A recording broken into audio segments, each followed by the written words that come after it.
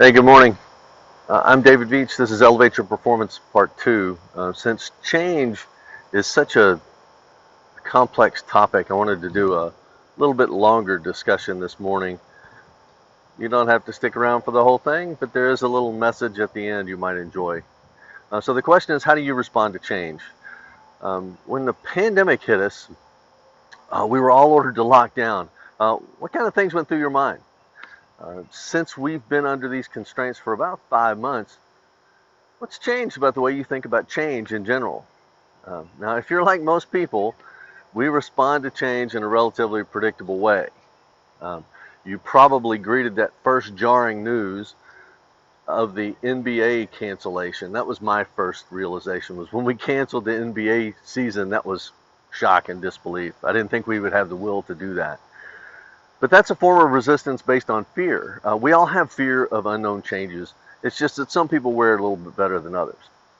So if you want to make a change at work, you can expect the same kind of reaction from people.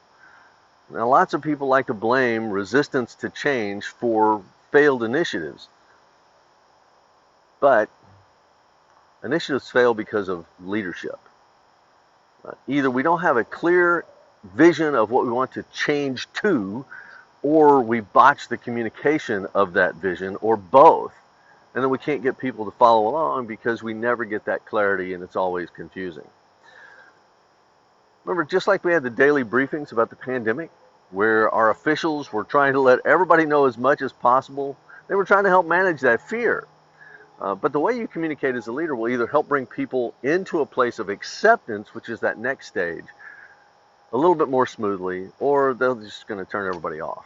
As we saw with our government briefings at the beginning of the pandemic, if you say things that make the change less clear, or if there are conflicting messages from different leaders within your organization, people are left to do whatever they decide to do, which could be nothing, or it could be something that will doom your initiative or worse.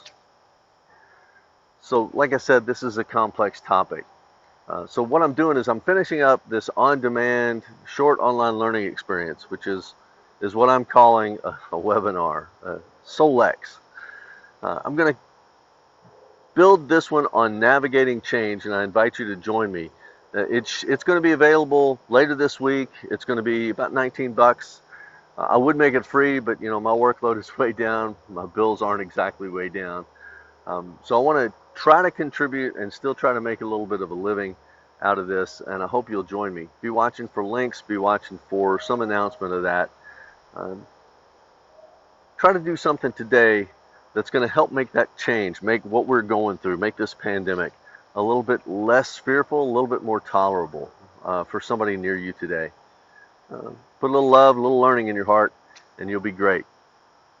Have a great day, and I'll see you tomorrow.